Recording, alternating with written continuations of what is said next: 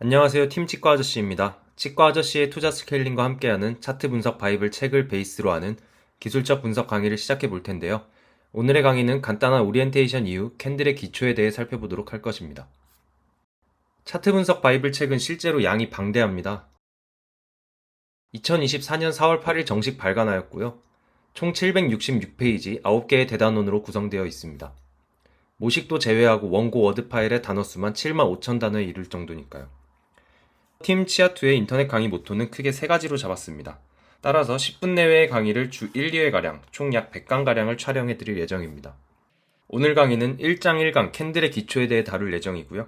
혹여 차트 분석 바이블 책을 가지고 있지 않으신 분들이더라도 네이버 프리미엄 콘텐츠 구독자분들이라면 네이버에 모두 업로드 되어 있는 내용이니 참고 부탁드립니다. 그럼 오늘 강의를 시작해 보겠습니다. 먼저 핵심 목표를 짚고 넘어가도록 하죠. 무언가를 알아감에 있어 제일 중요한 것은 원리를 이해하는 것입니다. 차트 공부 역시 마찬가지이죠. 먼저 캔들의 형성 원리를 이해할 필요가 있습니다. 두 번째로 오늘 강의에서는 가장 기본이 되는 단일 캔들스틱의 종류에 대해서만 다루어 본 이후 마치도록 하겠습니다. 왜 캔들을 알아야 할까요? 먼저 5 더하기 5가 10이 아니라는 사람은 아무도 없을 것입니다. 마찬가지로 빼기, 곱하기, 나누기 역시 값이 정해져 있죠. 그럼 이건 뭐라고 부를까요? 한국말로는 사과라고 부릅니다만 영어로는 애플, 그리고 일본어로는 링고라고 부르죠. 이것은 일종의 사회적 약속인 것입니다. 캔들 역시 마찬가지입니다. 캔들은 무려 1700년대 혼마 무네이사라는 일본의 상인이 처음 도입했다고 하고요. 저는 캔들을 차트를 표현하는 일종의 언어라고 생각합니다. 일정 프레임의 단위 시간 동안 시장의 흐름을 나타내는 것이죠. 즉, 이 차트가 1시간봉 차트일 경우에 이 캔들 하나는 1시간 동안 가격 흐름을 나타내게 됩니다. 만약 4시간봉 차트라면요, 이 캔들 하나는 4시간 동안 가격 흐름을 나타내게 되겠죠. 일봉의 경우는 하루가 될 수도 있고요. 주봉은 일주일, 그리고 분봉 같은 경우는 몇 분의 가격 흐름을 담고 있을 수도 있습니다. 이때 캔들의 몸통은 시가와 종가와 관련이 있고요. 캔들의 꼬리는 고가와 저가와 관련이 있게 되는 것이죠. 캔들의 형성에 대해 보다 자세히 알아보도록 하겠습니다. 캔들은 몸통과 꼬리로 구성됩니다. 꼬리는 윗꼬리와 아랫꼬리로 나뉘게 되죠. 여기서 시가란 처음 시작했던 가격을 의미하고요. 종가란 마지막 단위 시간 동안 마감한 가격을 의미합니다. 이런 저가와 고가 부분이 꼬리가 되는 것이고요. 시가와 종가 부분은 몸통이 되는 것이죠. 양봉은 시가가 종가보다 낮은 캔들을 의미합니다. 시가가 종가보다 낮기 때문에 점차 상승하는 그래프를 그리게 되는 것이죠. 반대로 음봉은 시가가 종가보다 높은 캔들을 의미하게 됩니다. 즉 처음 시작한 가격보다 끝난 가격이 더 낮았다는 얘기고요. 물론 고가를 기록한 순간도 역시 있었을 것이고 저가를 기록한 순간도 있었을 것입니다만 전체적으로 음봉은 시가가 종가보다 높은 캔들을 의미하게 되는 것입니다. 양봉과 음봉의 의미에 대해 보다 자세히 알아보도록 하죠.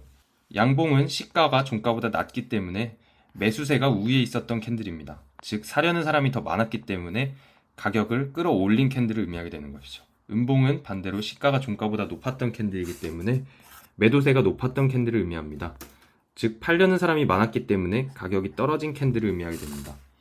윗꼬리의 의미에 대해 살펴보도록 하겠습니다. 윗꼬리는 상승 중에 반발 매도세가 나왔음을 의미하게 됩니다. 즉 팔려는 사람이 나타났기 때문에 가격이 끌어내려진 것이죠. 반대로 아랫꼬리는 하락 중에 반발 매수세를 의미합니다. 즉 하락 과정에서 살려는 사람이 들어왔기 때문에 가격이 어느 정도 올라간 채로 마무리된 것이라고 보시면 될 것입니다.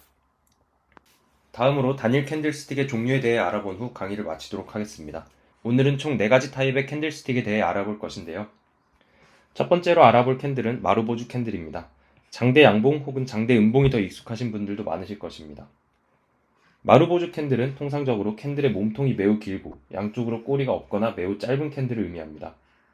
이는 강력한 매수세 혹은 매도세를 뜻하게 되죠. 이러한 캔들이 나타난 이후에는 출현 이후에도 해당 추세가 지속될 가능성이 매우 높습니다.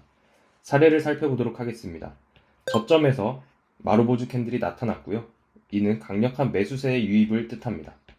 이러한 매수세의 유입은 가격을 계속해서 끌어올릴 가능성이 높은 것이죠. 반대로 비교적 고점에서 장대 음봉이 나타났습니다.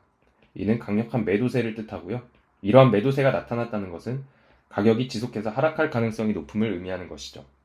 다음으로는 망치형 그리고 교수형 캔들에 대해 알아보도록 하겠습니다.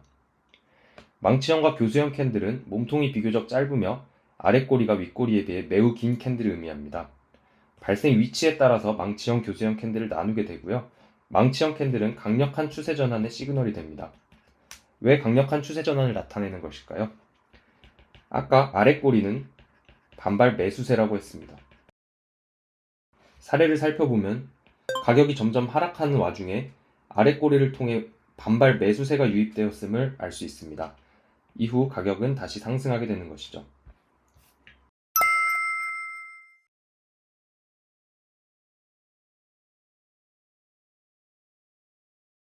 역망치형 그리고 유성형 캔들은 망치형 캔들과 반대의 의미를 갖습니다. 즉 몸통이 비교적 짧으며 윗꼬리가 아랫꼬리에 비해 매우 긴 캔들을 의미하게 되는 것이죠. 역시 발생 위치에 따라서 해석하게 되며 유성형 캔들은 강한 하락 전환의 시그널이 됩니다. 즉 가격이 올라가던 와중에 윗꼬리를 통해 반발 매도세가 유입되는 것이고요. 추세가 전환되며 가격이 내려가는 것을 확인할 수 있습니다.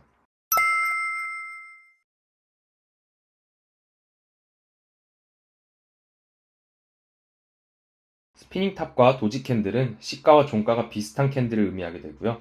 따라서 몸통은 매우 짧거나 거의 없게 됩니다.